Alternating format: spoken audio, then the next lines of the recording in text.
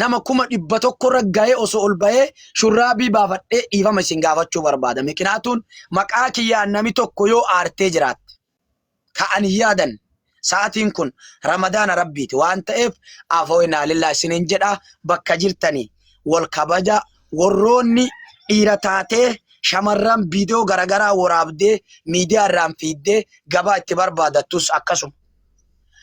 Riphee lolaa jechuudha.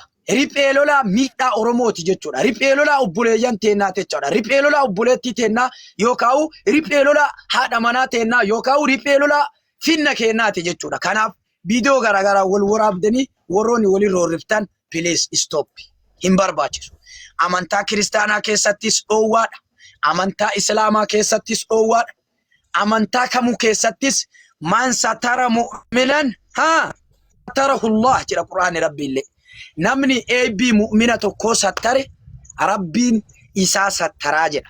Kanaaf wasattaruun wal kabajuun barbaachisaa. Akkasuma shamarran illee warroonni jaalalaan sababdanii dhiira godina isaan been ganda isaan been maallaqa itti ergitu abbaa fedhe haa ta'u ana haa ta'u dhiira osoo bultii waliin ijaaranne maallaqa itti kennitu stop.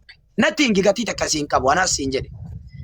Dhiira osoo bultii waliin hin ijaaranne maallaqa si gaafatu. Dhiira osoo haadha manaa isaan ta'in shurraabii baafadhu garana achi qabi. Surree baafadhu garana gori. It is nothing eebbi. Kun eebbi. Eebbiidha kun. Amantaa kamuu keessa hin jiru. Hinjiru. Bara aadaa tahee jira raggata wanni kana bara aadaa tahee maal goona aadaa tahee bar namni wala garsiisu jechuun barbaada.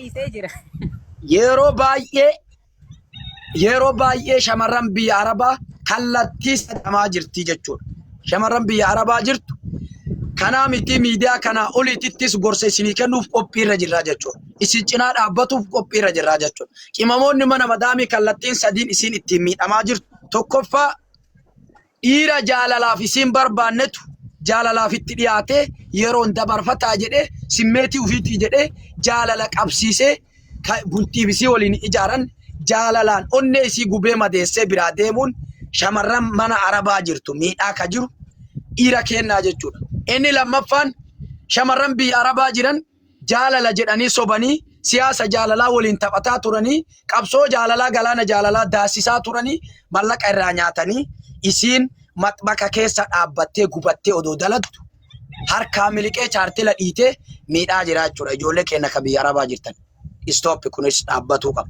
Inni biraa shamarran keenya maallaqa keessanitti jaalala keessanii nama gaarii osoo hin argan umrii keessan gara malee bilaasha gootanii akkasuma maallaqa dalagattanis bilaashan ta'ina.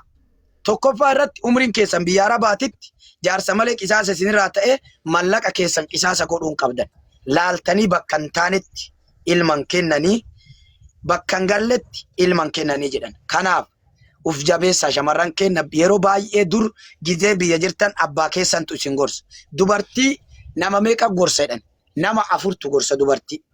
Isaanis abbaan manaa isiini gorsa, ilmi isiin dhalte ni gorsa, abbaan isiin gorsa, obboleessi isiin gorsa. Kallattii arfan kanaan dubartii gorsi ilaa guyyaa qiyaamaatti gorsi irraan dhaabatu. Ufi beekuu hin dandeettu. Uf beeka. Uf danda'a. Qophoofni jedhaa jiraadhaa jechuudha. Kanaaf isinirra dheeressee jira gama afooytuutiin Oromoon gorsan hin dhageettan, isin arrabsan hin dhageettan, isin faarsan hin dhageettan, isinitti himan isin dhageettan, isin wanni isinitti dalagan kulliin dhagaa rooba bishaan dhagaa irra yaa'u jechuudha. Dhagaan jechuudha waan mammaasa tokko qofa isin himee isinirraa dhaabaa gara afooytuu godhee dhagaan ededa gubbaa dhaabatu. Nafa dhiqanna jedhee lagaaf gassaa bateedhaan bishaanitti dhagaan ededa gubbaa dhaabatu. Jennaan tokko lagaan bahee laga gubbaa ededa gubbaa dhaabatee dhagaa laga keessa yoo inni gallaalu dhagaan laga keessa jiru qamaacaa xuraayaa wayiiti ka bishaan keessa jiru. Ay jarana dachaa dhagaan bishaan keessa jiru dhoqqee qabaa dachaa bishaan dhoqqeen baasuu dachaa ol dachaa bishaan xuriin baasu jedhe. Jennaan maal jedheen tokko ka bishaan keessaa itti ol lallabee bishaan xurii baasuun dinnee koottaa numaa wal bira taa'utu walirraa rinne kottaa jedheen kuninne si gala dubbii kana hubadhu bishaan